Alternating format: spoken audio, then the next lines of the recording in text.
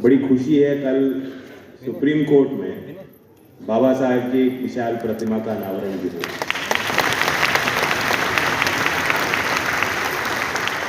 और ये इसलिए उचित है कि डॉक्टर साहब भीमराव अंबेडकर जी न्याय की प्रतिमूर्ति हैं, उनका जीवन एक आदर्श है।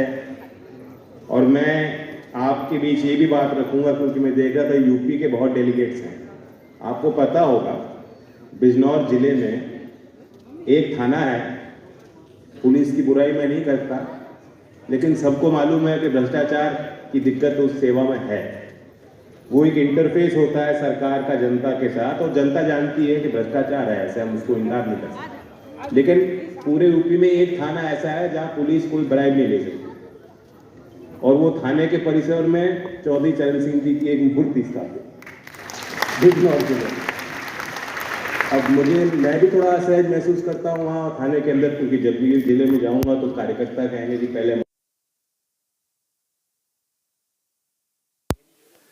तो कहना तो मुझे नहीं चाहिए, लेकिन जो जुडिशरी है, जब उसी परिसर में बाबा साहेब की बड़ी प्रतिमा लगी है तो एक नैतिक दबाव वहाँ उपस्थित सभी ऑनरेबल जजेस पे और सर्विस सेवारत जितने कर्मचारी उन पर रहेगा। और ये जुडिशरी को सोचना चाहिए कि एक बिंदु जो आज आपके प्रतिवेदन में मांग पत्र में है, ज्ञापन में, वो यही है कि जुडिशल सर्विसेज को ओपन अप किया जाए। जिस तरह देश का पार्लियामेंट, देश की संसद समाज के आईने के तौर पे देश की राजनीति होती है और कोशिश होती है सभी राजनीतिक दलों की कि भागीदारी हर वर्ग की उस सदन में हो, लोकतंत्र में हो, तभी वो लोकतंत्र की जड़ें मजबूत मानी जाती हैं। उसी तौर पे जो लोकतांत्रिक संस्थाएं हैं उनका मेकअप भी डेमोक्रेटिक होना चाहिए। और इसलिए जुडिशल सर्विसेज में से जुड़े लोग ये जानते हैं कि अभी भी जुडिशरी में वो भागीदारी वंचित समाज के लोगों की, अनुसूचित जात जनजाति के लोगों की, पिछड़े वर्ग से आते और ग्रामीण क्षेत्र से आते हुए लोगों की, महिलाओं की कम दिखाई देती है। तो मैं उम्मीद कर सकता हूं कि जब बाबा साहब की हम मूर्ति वहाँ परिसर में लगा रहे हैं कि एक बड़ा परिवर्तन आने वाले समय में जुडिशरी के कार्यप्रणाली में आएगा। एक पहलू जो विचारणीय है, और इसमें क्योंकि यहाँ जितने डेलीगेट्स हैं, हम बात तो वंचित समाज की करते हैं हम और आप, लेकिन now you are the cream, you are the cream. और हमें और आप पे बहुत बड़ी जिम्मेदारी बन जाती है कि जो हमसे कमज़ोर हैं हम उनके लिए क्या कर सकते हैं। एक बड़ा बिंदु है, एक बड़ा विचारणीय सवाल है एनहाइलेशन ऑफ कास्ट, जो बाबा साहब का सपना था। हमें निरंतर सोचना होगा कि ये जातीयता की भावना, ये जाति पे आधारित द्वेष और शोषण की जो भावनाएं हैं वो हमारे क्या डीएनए में हैं। देश में जितनी कुरीतियां हैं वो समाप्त हो जाएंगी, लेकिन क्या ये आखिरी बात कुरीति होगी जिसको हम खत्म कर पाएंगे अपने बीच में से? मैंने बहुत पढ़े लिखे लोगों की बात करता हूँ। आप किसी कॉलेज के कैंपस में जब चुनाव होता है छात्रों के बीच, वहाँ माहौल देखिएगा। वकीलों के बीच जब बार एसोसिएशन का चुनाव होता है, माफ़ कीजिएगा कोई वकील यहाँ हो, वहाँ जाके माहौल देखिएगा। दो ही बात होती हैं, क्षेत्र तो होता ही है, लेकिन उससे ऊपर होता है जाति। इतने पढ़े लिखे वर्ग जो क्रीम है सोसाइटी के, जब वो भी चयन करते हैं तो उनके उस चयन के फैसले के पीछे कहीं ना कहीं घुमा के जातीय पहचान है। इस देश में क्राइम की हम बात करें, जो एट्रोसिटी एक्ट है SC/ST का, उसमें कितने मुकदमे अब दर्ज हो रहे हैं, कहीं भी संख्या घटती नहीं दिखाई देती। गृह मंत्रालय के आंकड़ों के अनुसार 2020 के जो आंकड़े हैं, 53,886 मुकदमे SC/ST के खिलाफ दर्ज हुए हैं। अब उसमें कुछ लोग ये कह सकते हैं कि नहीं जी, वो एक्चुअली उससे प्रेरित नहीं था जातीयता से वो, लेकिन वो मुकदमा दर्ज किया गया। और इसलिए लोग कहते हैं क्योंकि प्रोसिक्यूशन रेट अंतिम छोर तक उस बात को, मुकदमे को पहुंचाने में हम लोगों की कमियां हैं। इसलिए मैंने शुरुआत की जुडिशरी पे सवाल लगाए हैं, ये सब हम सबको सोचना चाहिए कि हम चीज़ क्या गलत कर रहे हैं कि हम इसको काबू में नहीं ला पा रहे हैं। मैं एक और बात रखूंगा और फिर अपने वाणी को विराम दूंगा। वो एक ज्वलंत मुद्दा है जातिगत जनगणना। 1931 के बाद हुआ नहीं देश में।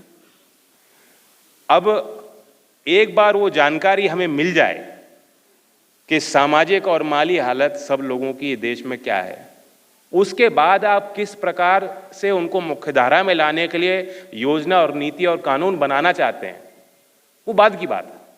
अफर्मेटिव एक्शन आप क्या लेंगे, वो सरकारों की एक नैतिक और संवैधानिक जिम्मेदारी बनती है, लेकिन वो बाद का पहलू है। पहला तर्क तो ये है कि जान तो लीजिए, आंखें पे जो पर्दा लगा है उस पर्दे को तो हटा तो लीजिए, देश की वास्तविकता को देख तो लीजिए। बिहार ने एक एक्सरसाइज की है, कुछ राज्य में ये एक मुद्दा राजनीतिक सरगर्मी पे है और पार्टियां जो सत्ताधारी हैं या जो सत्ता में आना चाहती हैं वो ये कह रहे हैं कि हम राज्य में कराएंगे। देश में भी ये प्रक्रिया होनी चाहिए, इसमें अलग अलग राय हो सकती है, ये राजनीतिक मंच नहीं है, लेकिन जो बिहार की एक्सरसाइज है जो वहाँ राज्य की सरकार ने किया, मैं बधाई देता हूँ। 94 लाख परिवार उन्होंने देखा। 94 लाख परिवार ऐसे हैं, परिवार पूरा का पूरा परिवार, एक सदस्य नहीं, जो महज दिन में 200 रुपये की जो उनकी कमाई है, वो 200 रुपये में क्या गुजारा कर रहे हैं? क्या उनकी आने वाली पीढ़ियां कुपोषित नहीं होंगी? क्या उनके लिए हम पैदा होते ही संभावनाएं बंद नहीं कर रहे हैं? क्या उनके इस गरीबी और गुर्बत से उठाने की हमारी देश के तौर पे जिम्मेदारी है कि नहीं? और जो तस्वीर बिहार की है, क्या जो दूसरे क्षेत्र देश के जहां आदिवासी मूल तौर पे रहते हैं, जो पूर्वोत्तर पूरा इलाका है देश का, और उत्तर प्रदेश से भी मैं जो लोग आते हैं वो जानते हैं कि ऐसा नहीं है कि उत्तर प्रदेश बहुत आगे है। यही स्थिति और यही तस्वीर देश की बन सकती है। तो मैं दोबारा अपील करता हूँ, और ये है कि हमें इस पर सोचना चाहिए, एक चर्निंग आनी चाहिए हमारे अंदर। बाबा साहेब अम्बेडकर जी के वो शब्द मैं बताता हूँ जो उन्होंने सेंसस पे, जो उनका एक उनके तरफ से जो उनकी ओपिनियन थी, 26 अक्टूबर 1947 को जो उन्होंने बोला है कि the census of India has over a number of decades ceased to be an operation in demography. It has become a political affair. Every community seems to be attempting to artificially augment its numbers at the cost of some other community for the sake of capturing greater and greater degree of political power in its own hands. The scheduled castes seem to have been made a common victim for the satisfaction of the combined greed of the other communities who, through their propagandists or enumerators, are able to control the operations and results of the census. ये 1947 में बाबा साहब के census प्रक्रिया पे विचार है, और 1931 के बाद हमारे देश में जाति गणना नहीं हो पाई। ये फैक्ट्स मैं आपके सामने रखता हूँ, इन पे हम लोग प्रकाश डालते रहें। और अभी जो आदरणीय रामनाथ कोविंद जी ने बात रखी, जो उन्होंने चौधरी साहब के संदर्भ में कहा, मेरे लिए बड़ा गर्व का विषय है। बहुत अच्छी खुशी लगती है कि जब चौधरी साहब के जीवन के किसी भी पहलू पे जब सार्वजनिक मंच से बात होती हैं, क्योंकि बहुत कुछ हमें सीखने को है। दोनों ही उन महान व्यक्तित्व के बारे में उन्होंने कहा, और सच्चाई है। अंबेडकर जी के बारे में तो मैं कहता हूँ, वो एक सिर्फ व्यक्ति का नाम हम लेते हैं अंबेडकर, वो ही नहीं है। वो अपने आप में एक सामाजिक आंदोलन और क्रांति की प्रतिमूर्ति हैं, ज्ञान का सागर हैं। इस देश में मुझ जैसे तो कितने भारी लोग अगर बैठ जाएं, और भी इंटेलेक्चुअल्स बैठ जाएं, कितने बैठ जाएं, 10 जीवन काल लगेंगे कि हम उनकी राइटिंग्स, उनके स्पीचेस, उनके लिखे गए लेखों को, उनके मल्टी फैसेटेड पर्सनैलिटी को अगर पूर्ण रूप से समझना है 10 लाइफ टाइम चाहिए, उससे कम समय नहीं चाहिए। लेकिन जो उन्होंने बात कही कि दलितों के मसीहा, चौधरी चरण सिंह जी किसानों के मसीहा।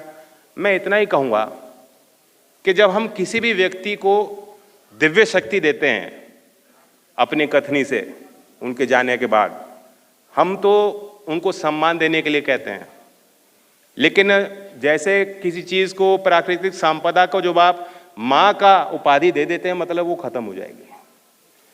हम इंडिया में जिस भी चीज़ को माँ कहते हैं, मतलब वो खत्म, वो बचेगी नहीं। चाहे वो हमारी नदियों की स्थिति है, जो हालात हैं आप देख सकते हो। तो हमें सोचना होगा कि क्योंकि हम फिर उसको अंडरस्टैंड नहीं कर पाते, हम ऊपर एक पेडेस्टल पे उस चीज़ को बैठा देते हैं, उस व्यक्ति को बैठा देते हैं, उसके बाद हम अध्ययन विचार करना बंद कर देते हैं। तो बाबा साहेब और चौधरी चरण सिंह जी के संदर्भ में हमें और अध्ययन करने की जरूरत है।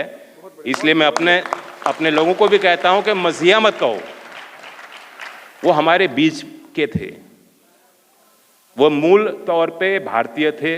गांव की संस्कृति, गांव की पीड़ाएं, देश के मूल और असली चरित्र और समस्याओं पे उनके विचार थे और उन्होंने अनन्य काम किए। आइए मिलकर उनके काम और उनके जीवन को बेहतर तौर से हम समझ पाएं, सबक सिखा पाएं औरों को भी, ताकि 21वीं सदी में Bharat world comity of Nations में अपना स्थान पाए। धन्यवाद। जय